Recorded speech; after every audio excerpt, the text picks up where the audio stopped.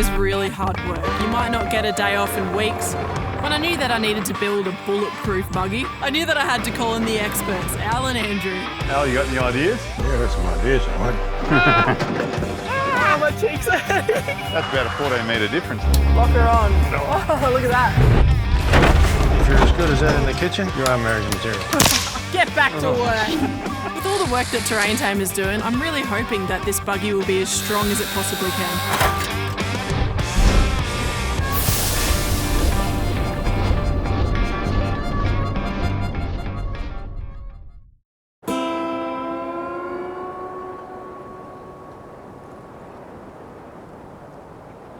Well, mustering starts tomorrow, so this has got to be ready. Tomorrow? Tomorrow. No pressure. Time flies when you're having fun. That it does. What do we got to do? We've got to cut the roof, we've got to do belts and hoses. That's probably about it for this thing. And you've got to put a radiator in Jess's ute. Oh, yeah. I've got a few other little things that I want to do just to make sure it's Jess-proof. Oh, that's what we've been trying to do all week, isn't it? Jess-proof it. It's not quite Jess-proof yet. Not there yet. On the last day before we had to start mustering, we had so much to do, so it was such a rush to get everything done. Come on, let's get into it. Well, Jess, I hope you're sure about this next step, because once we start, there's no coming back. The first step is to remove the rear windows, preferably without breaking them. Ah, come on. You winning over there? I'm getting there. It's all right, we're chopping it. Beautiful.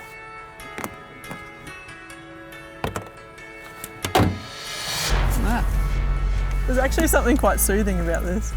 I can't say I've ever heard someone say that when pulling their vehicle apart, but each to their own. When we first started cutting the shorty down, I didn't know whether to laugh or cry. But after that first cut, there was no turning back. It was a bull buggy.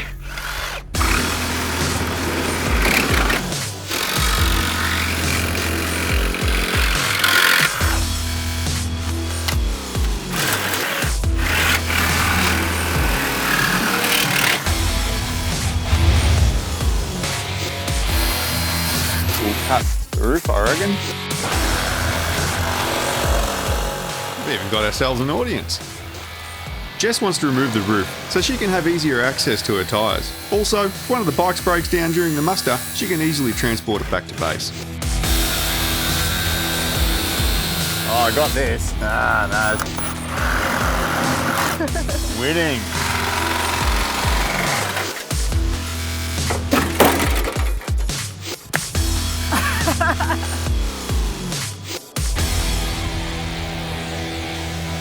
Oh well, I better go check on Al. He's been unsupervised for a little while. You can't leave that man alone for 10 minutes, can you? He's probably sleeping anyway.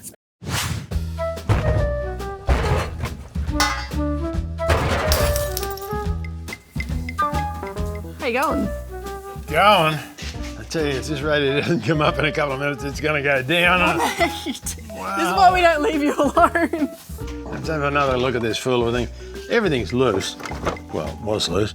Now, look, can you take that top hose off? And I think then it should come out, but it's driving me up the wall. If I can get the radiator out, then I'll have a drink of coolant.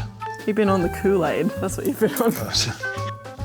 Screw that around there a bit. Just try it rotary now, the whole thing. Yeah, There we that go. crack of noise. Phantasmagorical. Talk about a joint effort. Now, young lady, let's get hold of this. Just sort of wriggle it so all the dirt goes down. Up. So tilt the top towards the cabin and get out of the road.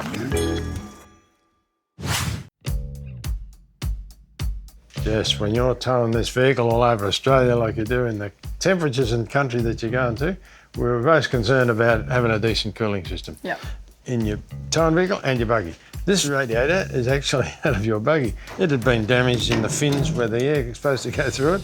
Probably 40% of it's damaged there, but it's rotten. You know, it's just rotten. Look at all that has fallen off. So we couldn't buy a radiator for yours, so we had to get one made, and we got it done made, put your tanks back on, soldered it all together, and that's it. The guilty party, where we have a look at it, is in the top tank. 40% of these tubes are blocked. So that wouldn't cool you down, cool the buggy down when you're out in the scrub chasing whatever you chase. This is a radiator now in your towing vehicle. It's the same thing that applies, really. These are okay, factory radiator, but they've got plastic tanks and they crack, they leak, they get hot. You're probably running in most extreme conditions of anybody I met, in actual fact. Thanks. I'm proud of that. There's lots of things I could be all day talking about this particular radiator. It's got stainless steel side pieces.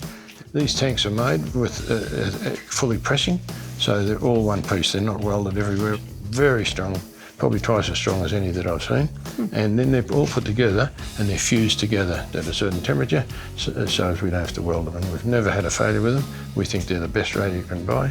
Well, on this particular radiator, we've got a low warning indicator bolts in there to tell us a low water level. Can't you just look at the temperature gauge? The temperature gauge is only going to read if it's got water around the gauge. If it's got no water there because it's drained out overnight or just run out, it gradually, the temperature gauge has nothing to read. Everybody should have one. And we actually sell a unit that actually plugs in there if you want to. We advise people to do it. Plugs into there, wires back to the dashboard with a light or a buzzer in the dashboard. I reckon it's a great idea. So zip them out, kid. Good little bag, isn't it? Yeah. If you've gone to the effort of pulling the radiator out, then you'd be crazy not to replace the hoses at the same time. Righty tighty. Lefty loosey. That's beautiful. That's kindergarten stuff. We learnt that at kindergarten in the air. Don't like it. Anyway, that's personal.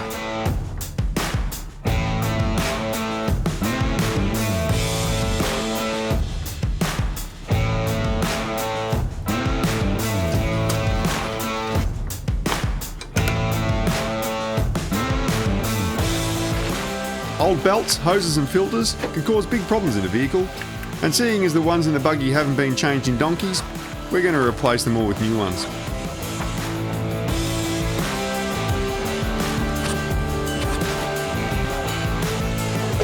Jess has no intentions of towing with the buggy, so the tow ball becomes a liability. To improve the departure angle off-road, we're getting rid of it. Well, he seems to have everything under control now. We're mounting the UHF to the bonnet, so it's less likely to get damaged by a tree when tearing through the scrub. I reckon what we'll do is I'll make a little plate, like a big washer to put under it out of a bit of your old C-pillar.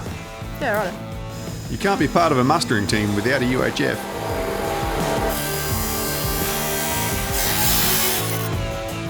Cool hammer. Come out of Alan's toolbox. It was different working with Al and Andrew this time. Last time when we were working on my ute, I was just watching them, they were teaching me. This time, I have a little bit of knowledge behind me, so I could actually help them. I didn't feel useless.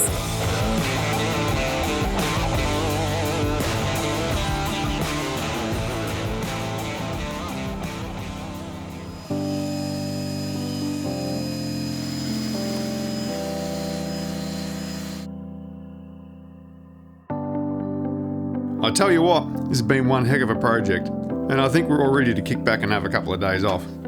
But first, tomorrow's the big test. We'll see if this mustering buggy we've built's up to the task.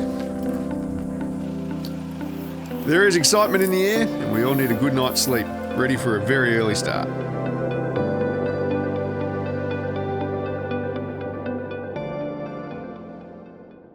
Coming up on the next episode... Well, today's the day. Got to get into mustering. The buggy's ready. I've been waiting for this for months. Al, Dillard, Jess. It's Jess. Yes, Jess. I'll call you a lot worse things. Cattle mustering, four-wheel drives, best day at work ever. It can be absolutely chaotic when you're out there mustering. They're not real keen on that helicopter, are they? There's 4, 5 gears here, Billy. This is where I learned to drive properly. No wonder you're all over the road.